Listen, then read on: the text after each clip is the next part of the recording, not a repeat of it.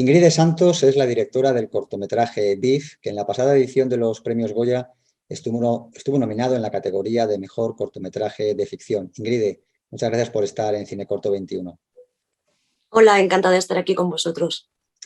Ingrid, has elegido el sistema educativo como temática para este cortometraje. ¿Por qué esta elección? Pues creo que como muchas elecciones cuando haces un corto, cualquier expresión artística, creo que son bastante subconscientes. O sea, crees al principio que estás hablando de algo y los elementos con los que lo rodeas, la puesta en escena o el marco que vas pensando, al final acaba como flotando a la conciencia cosas que estaban en tu mente, ¿no? Y para mí el sistema educativo, el instituto, es como una pequeña llaga que tengo como experiencia personal. No soy Melissa, pero bueno, creo que me hubiera gustado ser Melissa en más de una ocasión, eso sí. No todos los adolescentes tienen la posibilidad de desarrollarse educativamente entre las cuatro paredes, ¿no?, de una clase y con un sistema como el que se habla, ¿no? Que eso es un poco lo que cuentas en el cortometraje. Sí, es como que no, yo lo llamo un poco un sistema darwinista, ¿no? Que ahí como que cumplimentar unos objetivos y hay gente que tiene mucha facilidad para hacerlo y hay otras personas que posiblemente no tienen mucha facilidad o incluso otras personas que sus intereses son otros, ¿no?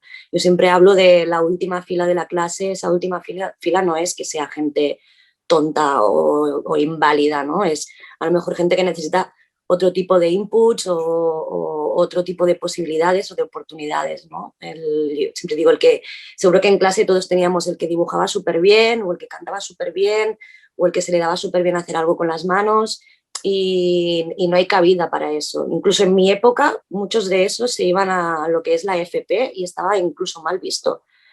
Y me parece tremendo, ¿no? Porque se nos ha como comido la cabeza de que tenemos que seguir como un ESO, bachillerato, carrera, máster, trabajo, ganar dinero y ahora también, tal y como está el mundo, pues huele a que no y ellos lo huelen.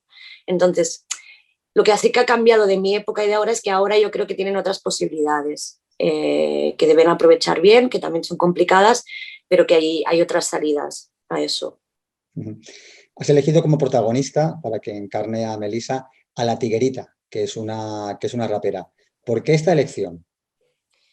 Pues cuando empezamos el proceso de casting, yo estuve con Carla Sospedra, la productora, que me dejó hacer una cosa que no muchos productores dejan, que es buscar todo lo que eran las traperas, cantantes de ese momento en Barcelona y en Madrid.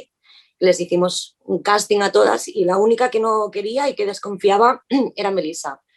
Y era como la última y yo la quería ver sí o sí. Entonces el día que la vi fue como un amor a primera vista, ¿no? Porque me inspiraba bastante para el personaje. O sea, a mí me gusta hacer como una mezcla de ficción y documental, y digo documental en el punto en que me gusta mezclar personajes reales con actores, o muchas partes de la historia son reales y vienen de un research previo a nivel de guión, y entonces Melissa fue como, pum, es ella, ¿no?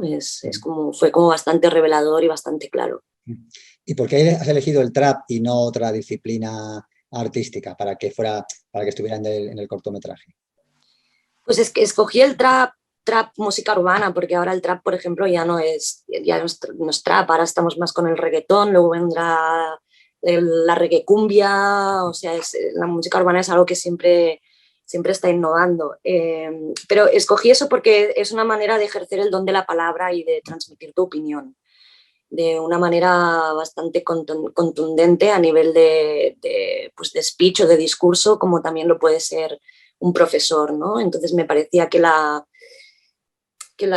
los dos personajes tenían como su momento para explicar su punto de vista y por eso la música fue uno de ellos. Y también porque en ese momento la música urbana estaba, bueno, y sigue estando y pegando muy fuerte, ¿no? Para los jóvenes es algo muy, muy, muy importante.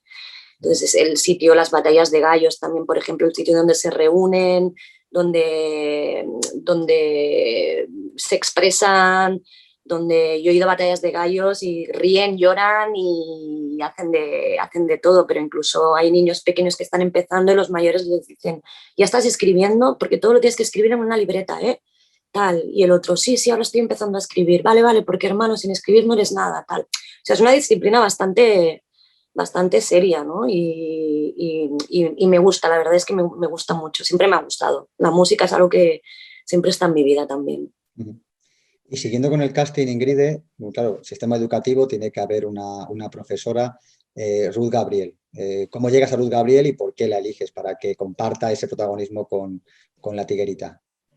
Pues a Ruth la escojo porque me parece un animal exótico del cine español, o sea, es una mujer increíble y con muchísimo talento. Y bueno, como esta industria tiene estas idas y venidas, ¿no? De que sacan hornos, sacan bollos nuevos del horno, se ponen de moda y luego desaparecen y cosas de estas, pues también me gusta, en esa parte también me gusta como trapear un poco, ¿no? Y escoger gente o introducir gente en el proyecto que tenga, no sé, que tenga actitud, que tenga historia, que tenga background. Y Ruth es así, ¿no? Y además, bueno, aparte de que es una actriz estupenda, vio el guión y a la primera se quiso apuntar, tuvimos mucha suerte. Ujú. Vamos a pasar a lo técnico y lo primero que me llama la atención es el formato que has elegido para rodar, que es un formato casi cuadrado, ¿no? Sí, sí, sí. Era, en principio era porque como casi todo, bueno, casi el 80, 85, 90 del corto pasa en una clase es difícil de planificar porque no tienes muchas posibilidades, es como, oh Dios, no me quiero volver a meter en una clase. Eh, y uno de los objetivos es que los personajes estuvieran como muy ahogados y muy agobiados en ese espacio. Entonces el cerrarlos en el formato facilitaba esa sensación un poco de ahogo que queríamos transmitir en el visionado. Mm. Vamos a eso que has comentado. Casi todo ocurre en una única localización, pero además con muchos personajes, hay un montón de miradas que son importantes, gestos.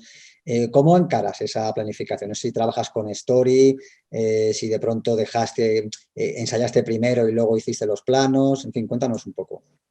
Pues vuelve a ser un poco documental, como te comentaba. O sea, nosotros teníamos que buscar los compañeros de la clase, entonces habían dos opciones a nivel de diseño de producción. O coger y yo decir, necesito a 20 figurantes y escojo 5 que tendrán más protagonismo, o realmente introducir un núcleo fuerte que fuera real. Entonces, el instituto donde estábamos rodando, fuimos a ver muchos institutos.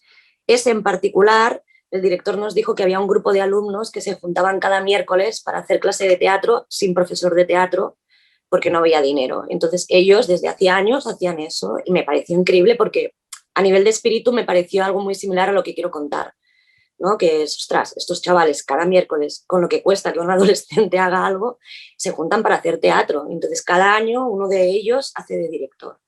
Entonces fui a la clase de teatro, los conocí y me parecieron fascinantes y quiero que sean la clase, porque entre ellos ya habían unas dinámicas, ya se conocían, ya habían unos roles puestos y entonces lo único que tenía que hacer es poner a Melissa ahí dentro, que no era fácil tampoco porque son adolescentes.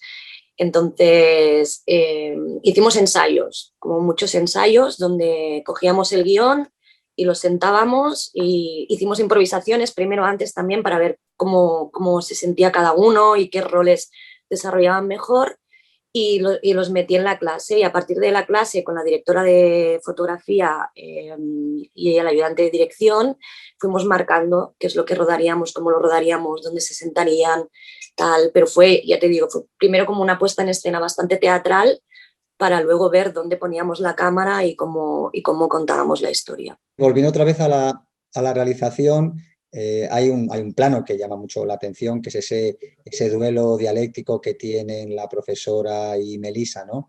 Que lo ruedas de una forma particular, ¿no? Con una panorámica yendo de rostro a rostro durante largo tiempo. ¿Estaba decidido? ¿Ensayaste y lo viste? ¿Lo propusiste allí? Estaba decidido porque como en la parte anterior del corto ellas siempre estaban juntas a través del plano y el contraplano, o sea, en ningún momento se las juntaba como en el mismo shot.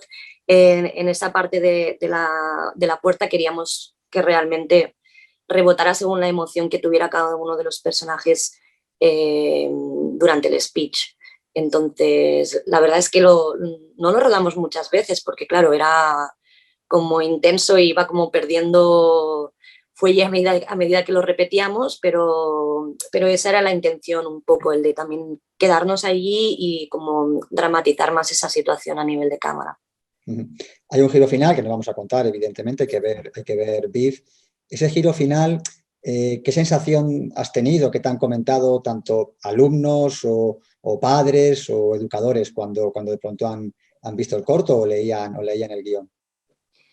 Pues el giro final provoca, como todo en esta vida, división, que es lo guay. Entonces, como artista, yo creo que tienes que estar tranquilo porque siempre habrá gente que le gustará y gente a la que no.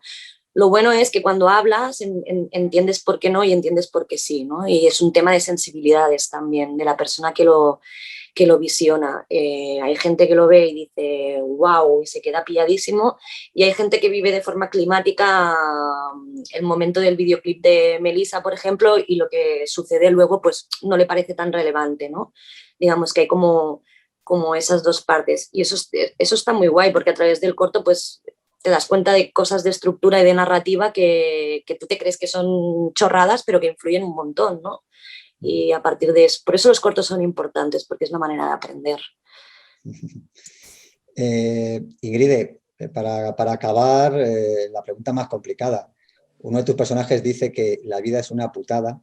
Estamos todos de acuerdo. Joder, ¿qué podemos hacer, Ingrid, para que la vida sea menos putada, al menos la de los estudiantes y los profesores?